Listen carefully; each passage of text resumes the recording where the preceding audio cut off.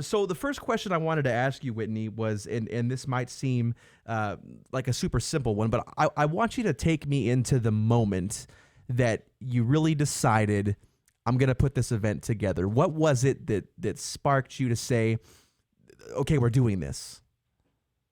Yeah, absolutely. So the original idea wasn't actually mine. So my good friend Jessie, she called me on the way home from work about a week ago and just said, "I'm mourning. I don't want to mourn alone." She's pretty um, reeling emotionally, and she said, "Let's do something." And I said, "Okay." We decided pretty quickly that we wanted it to be peaceful. Yeah. And that we wanted it to be a vigil, and we wanted it to be an opportunity to mourn together in unity for anyone who wanted to attend. Um, and then on Sunday morning, we just said, let's just do it. And it doesn't matter if anyone shows up. Like, let's just do it and Yeah. at least give people the opportunity. And it started to grow pretty quickly. And Jessie really let me run with it. I mean, I said, we can do this. And she was like, okay, let's do it. And so that is how it came about. It's something that the issues of Black lives, sorry, the issues that Black people are facing in this country, from police brutality to just overt racism to bias. We're both very passionate about that, but we wanted to offer Boise and in Idaho, our local community, a chance to come together, all races, not just people of color, Right. Which is a hard line to walk for sure, to mourn together in unity and hopefully walk away with an opportunity to, or a vision, a fire to impact change in their own spaces. We wanted to do something peaceful on purpose because it feels like the country is on fire. Right. And gosh, I'm just so thankful that we did it successfully, and that Boise really heeded the call to come peacefully, and respected what the event was about and was willing to come and listen to people of color in our words, and take our mourning seriously.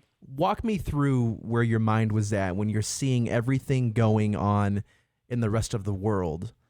Did you feel a little bit, I don't know if crazy is the right word, but did you feel a little bit crazy thinking it'll be peaceful? Oh, absolutely. Safety quickly became my greatest concern. Yeah. When we started sending out the flyer for the event, it just really blew up. I got tons of calls, and organizing just happened. Yeah. I spent every hour, except for a few hours that I slept each day on this and then my actual job. Yeah. So I just worked and worked and worked. And once I realized that it was going to be big, safety became a huge priority. And I was on another call today, and I just told them that I expected about 2,000 people based on the context that I was getting, based on the interest in our Facebook, the actual Facebook event page. Yeah. And about 25, 30 minutes before the start time, I had been there. We started at 8:30 or 8:45, and I had been there since 5 o'clock Yeah. at the Capitol area. And I took a break, and I walked all the way back from the Capitol to that first stoplight, straight back. And I just wanted to see, and that was probably 2,000 or 3,000 people were there already. Yeah. And I wanted to see how many other people were coming in. And there was just droves of people still walking. And I see tons of people coming from all directions, Yeah. and I just thought, okay, this is going to be really big. Social distancing is done. That's not going to happen. Yeah. But really, really proud to say that I think that less than 1% of people weren't wearing masks. So Yeah. people really heeded that call, and we were really thankful about that. I'm taking the public health concern seriously. But that was a moment. I definitely stood there for a second and just said a little prayer to myself, Yeah.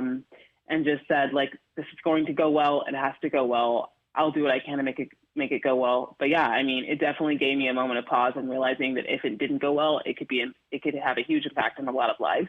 Yeah. Obviously, because there's a lot of people there. And in my phone conversation with the chief of police, I told him the same thing once we realized that it was going to get big. Yeah.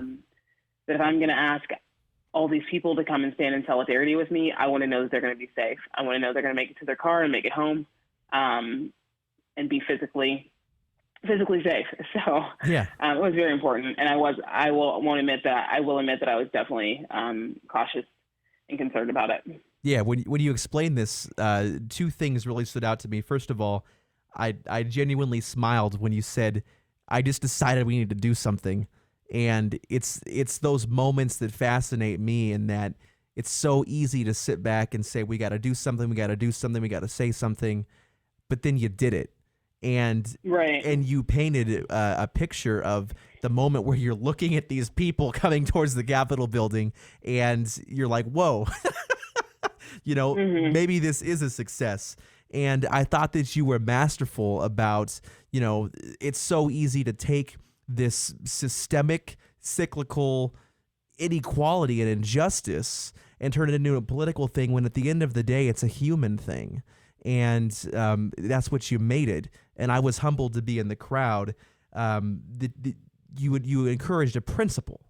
And there's so much to say to that. It was a call to action. And what I want to know is, it's easy to see the headlines and people are saying thousands gathered, and we're seeing pictures and videos and drone footage. And if you were there, it was so moving. And then I was excited this morning to see the recaps, because I was like, I want to get the perfect shot. And there was no way to get a perfect shot with a crowd that big. No. We never experienced it like that. But with all that said, everything gathered it's all past tense. Last night was great. You spearheaded this movement. So from you, the person that set the city on fire in the best way possible last night, how do we take that and keep it going, keep the progress going? Yeah, absolutely. I think my answer is in what I said last night. There has to be action. Yeah. I think what we did last night, like you said, it was so important, so impactful, so meaningful, and that's what we wanted to do. And that's why we didn't want it to be a protest, a riot, or a rally, because those things often lead to violence. And what stirs people are real moments of unity and togetherness, and bringing people's emotions and thoughts and feelings to the surface in a positive way, and coming together as a community, regardless of our differences of color. Right. And that's what we're able to do. And my hope in doing that was that people were going to walk away with a greater desire to actually take action. It takes one thing, a small thing, a book, a conversation, just a willingness. And that's what I hope. I just hope that so many people that were there tonight, especially the white people who attended, which is most of the crowd. Yeah. I hope that they left with a desire to actually affect change in their circles. And that's what I wanted to do, is to just stir that up in them. And I know so many people of color feel like we've been continually, for years, hundreds of years, decades, generations, been continually trying to stir that up in white people's hearts and minds, and let them know that, like, what we're saying is real. It exists. This is the life that we live. So I feel like from the reaction that I've gotten, that definitely happened. So that to me is what's next for me. I will be working in the coming weeks with many groups and city leaders to sit down and see how Boise can move forward. And I'm really excited about that. And I'll continue to work in my daily life in the small and big ways. So I really hope, but for me, what's next is a call to action and acting. And that's what I will be doing. And I hope that everyone was there will take an action. And Lita, the singer that sang last night, she asked people, before and when you snuff out your candle, think about one thing that you're actually going to do. Yeah. Don't just say I'm going to take action, but an actual tangible thing that you're going to do. And I thought that was so significant, because that's what it is. It's one thing that becomes the next thing that becomes the next thing. It was. What advice could you give to somebody? I will never understand what it's like to be, judged on the color of my skin. I will never understand that. What could you tell someone like me or someone listening that says, I don't know where to start. I don't know how to take part in this movement, because I simply will never know? I think you have to try. Yeah. I think when someone says to me, I don't know where to start, Yeah. I personally will say to them, start with me. Yeah. But I'll be frank in saying that not every person of color is going to say that, Right. because we've been telling our story. We've been speaking our truth. Yeah. We've been letting people know what our existence is like forever, and there's still an element of denial. For me, I'll say talk to me, but sometimes you're going to have to seek out someone who looks like you and not me. Yeah. And say, what do you do? What are you reading? How are you, getting rid of your bias? And how are you being more accepting to the people of color in your community?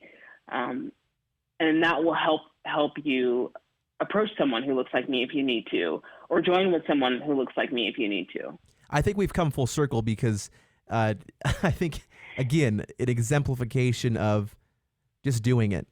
You just did that. You just put that event together last night, and look what happened. If you can take that symbolic measure and say, look, if you just take one step to listen, one step to learn, one step to better yourself, that could be your first step, and I really appreciate that.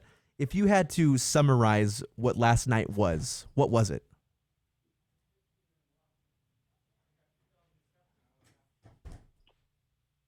Togetherness. Yeah. Unity. A statement from Boise, from Idaho, that we can do things differently than the rest of the country. And a statement to the rest of the country that you can do things peacefully. Yeah. And they work, and that the peaceful events, peaceful moment, nonviolent moments, they still matter. They still work. Yeah. Yeah. And they can be done well. Yeah. And the last thing I wanted to ask you too was, I posted up a photo just onto the radio station's Facebook page last night while we were there. I didn't put a caption. I just wanted to capture that crowd. And like every comment that came in was positive. One stood out to me. And one person said, I would have loved to have been there, and I knew nothing about it. How could I know that these types of things are going on? Is there a resource you could point people to that might be a good start for them to just know what's going on in town? Oh my gosh. I'm sorry to hear that, to be honest, because we sent it out on Sunday and we had it on Tuesday night. Yeah. And in that time, it was shared thousands and thousands of times. Yeah. We put it on Facebook. Everywhere we could think of had it. I did news interviews all day. Yeah. It was previewed on news and the radio. I'm really sorry they didn't hear about it. I think partially because it happened so quickly. Yeah. I mean, we and the coalition came in. And Ty Simpson at the end, the last 24 or 36 hours, and really helped us put the rest of it together. And they have a far reach in the community. I'm as far as this event particularly, I don't know how we could have done more than we did in the short amount of time. Yeah. But I do think that following and being cognizant of organizations like the coalition and being willing to reach out to those places or have those places at the forefront of your mind, and the things that you kind of follow as far as not being a person of color, or if you're a person of color, can help you find out about things like this. Yeah, absolutely. For sure. So I'm gonna compile some of those resources and put them on our website along with the full version of this interview, just so you know. And that kind of sums up my questions. Was there anything that you really wanted to hit that I can allow you to say?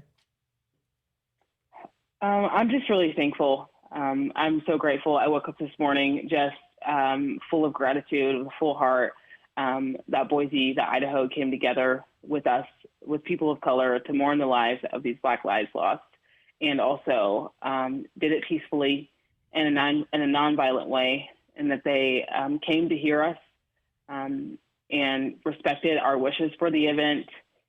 And I feel like we made a big step forward in our community in bridging the gap and the racial divide. And so I'm really thankful for that. And our volunteers, they were incredible. So thankful for them. Yeah, Whitney, and we appreciate you having the idea and saying, let's just do it. It's such the tiny little seed of a moment that made this all happen. So all of us here at KISS FM really appreciate you. And if we can ever be a resource to you at all, or to be your loudspeaker, please don't be a stranger. Yeah, absolutely. Thank you.